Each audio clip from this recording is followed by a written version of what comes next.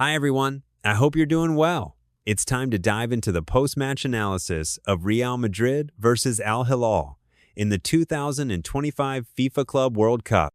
A frustrating 1-1 draw, but rich in lessons, it also marks the beginning of the Xabi Alonso era at Real Madrid. We're going to break it all down together. The highlights, the lowlights, the overall impression left by a team in transition, and of course, as always, I want to hear your thoughts in the comments. I'll be replying to your takes, so stay with me. His analysis promises a lot. Before we get started, drop a like. It really helps the channel. Subscribe if you haven't already, and hit the notification bell so you don't miss anything from this Club World Cup. Let's get into it. This match, as you know, marked the official debut of Xabi Alonso as Real Madrid's head coach, a club looking to reinvent itself after a turbulent 2024-2025 season. Expectations were sky high, and all eyes were on the former midfield maestro, who had already proven his tactical brilliance at Leverkusen. Opposite him, Al Hilal, coached by Simone Inzaghi, a dangerous tactician, were no pushovers.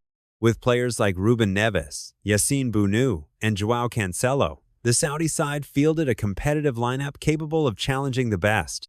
Without Kylian Mbappe, sidelined by a fever confirmed by Alonso himself, Xabi had to do without his attacking star. Instead, he started young Gonzalo Garcia up top, who was named man of the match by officials. But hold on, I don't agree with that decision. Stick around, and I'll explain why, and tell you who I believe was the real boss on the pitch. But first, let's look at Xabi's starting 11.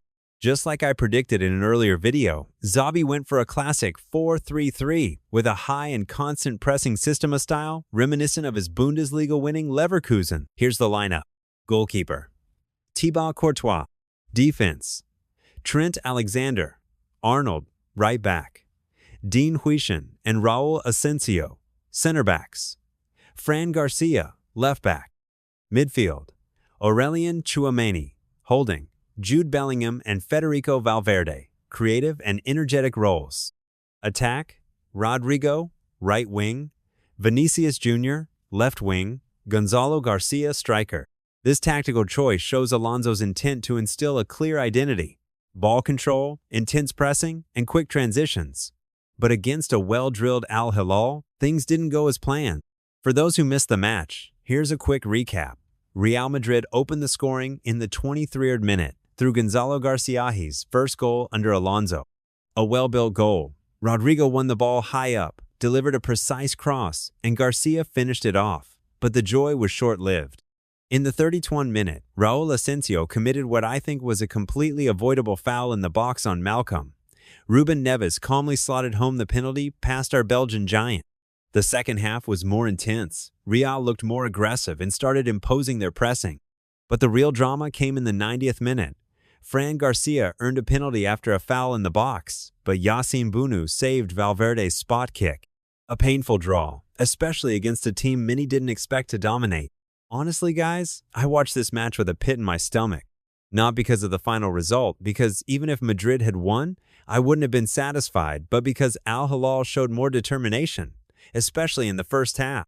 Their intensity, fluid ball circulation, and dangerous plays caused us real problems. Real, on the other hand, looked lifeless at times, unable to cope with the Saudi structure.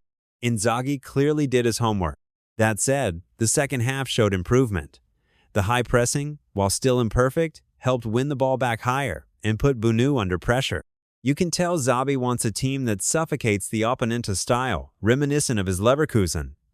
But it's going to take time for this philosophy to fully take root. What do you think, guys? Did you spot the early signs of Alonso's style, or do you think we're still far off? Let me know in the comments. I want to read it all. Now for the standout performers end, I'm going to make a case for my man of the match. Yes, Gonzalo Garcia scored and was officially named man of the match, but for me, it was Dean Huijsen who stole the show. This young Dutch defender, who arrived this summer, was outstanding. His progressive passing, calm under pressure, clean ball recoveries, he looked like a veteran. At just 20 years old, he showed he could be the future leader of Madrid's defense. In one second-half moment, he even broke the press with a laser pass to Bellingham that nearly led to a goal.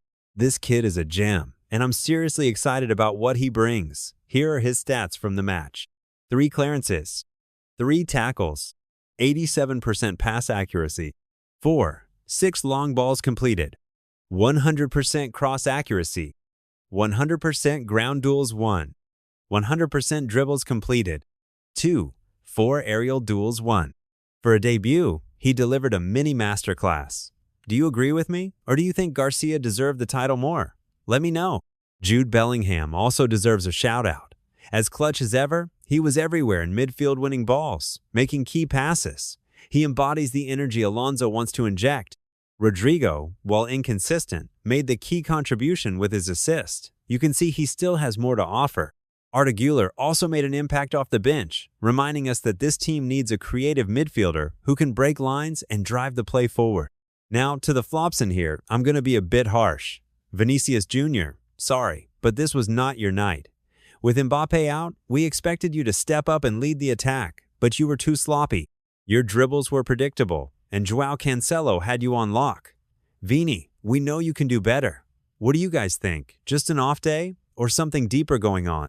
Raul Asensio was the other big letdown. That penalty foul was a rookie mistake. At 21, he has potential, but pairing him with another youngster like Huijsen in the center too was risky. You could see he lacked the composure to handle high-pressure situations. Maybe someone like Rudiger, if he'd been available, would have brought more stability. And let's talk about Lucas Vazquez. Honestly, guys, I'm done. He came on for Trent Alexander-Arnold in the 70th minute and contributed nothing. Instead of stabilizing the right flank, he kept losing the ball and making bad decisions. On X, fans were furious, even saying he shouldn't play again until he leaves. I respect his pass with Real, but it's getting hard to defend him. What do you think, should Lucas still get minutes in this Club World Cup? Drop your thoughts. Tactically, Xabi Alonso wanted to implement a high press to disrupt Al Hilal's build-up. In the first half, it didn't work. Ruben Neves and Wesley Teixeira bypassed our pressing with ease. Our players looked out of sync, leaving gaps Al Hilal exploited. The second half was better. Tchouaméni and Bellingham were more aggressive, and we won the ball in dangerous areas. But this pressing system needs perfect coordination, and that doesn't happen in one match. Also, the players got tired fast from all the defensive effort. Bellingham and Vinicius were exhausted by the end. This system will take time and training. At Leverkusen, Alonso needed months to get it right. I think we need to be patient. The foundations are there. What do you think? Will this style take root long-term, or should it be tweaked for this squad? This match showed Real Madrid is in full transition. Xabi Alonso has a clear vision, but the team needs time to adapt. Mbappe's absence was felt, but it also gave youngsters like Garcia a chance to shine. There's potential here, but also weaknesses, especially in defense and finishing. Valverde's missed penalty, for example, shows we need to work on handling key moments better. Al Hilal, meanwhile, proved they're not just a novelty team. Their structure and intensity should serve as a warning for the next matches. What lessons did you take away from this game? Share your analysis. I want to read everything. As an analyst, here are the main points I think Real Madrid must improve to reach their full potential under Xabi Alonso. 1. Pressing cohesion. Alonso's system relies on collective pressing. Players need to work together to close passing lanes. Tchouaméni must improve his ability to turn and play forward. Right now, when he has his back to goal, he struggles and always passes backward. And the wingers like Vinicius need to read the game better to trigger the press at the right moment. 2. Defensive solidity. Huijsen is a gem, but a pairing with Asensio lacks experience for big games. A return from Alaba, Rudiger, or Militão, a signing of an experienced center-back, could be a game-changer. 3. Finishing. The missed penalty from Valverde and wasted chances from Garcia. We lacked composure. The team needs more confidence in clutch moments, especially without Mbappe. Alonso may need to designate a penalty specialist. We've struggled in that area since last season. 4. Squad rotation. Lucas Vazquez is no longer at the required level. Trent Alexander-Arnold, despite his defensive flaws, must remain the starter. Long-term, maybe a more complete right-back should be considered if Trent doesn't adapt defensively. 5. Patience. Xabi Alonso is a manager for the future, but he needs time. This match showed there's work to do, but also a lot of promise. Fans must stay supportive, even if immediate results are inconsistent. What are your priorities for the team? Comment below what you think Alonso should work on first. That's all for today's breakdown of Real Madrid's first match in the Club World Cup. A frustrating result, but one that shows the Xabi Alonso era is full of potential. We saw glimpses of brilliance, but also areas to fix. I want to hear your reactions. Who was your man of the match? Do you agree with me that Hilal was Madrid's best player? What did you think of Trent's performance or Alonso's tactics? Drop your comments, I'll read and reply. See you very soon for the next part of this journey. Hala Madrid, and see you soon.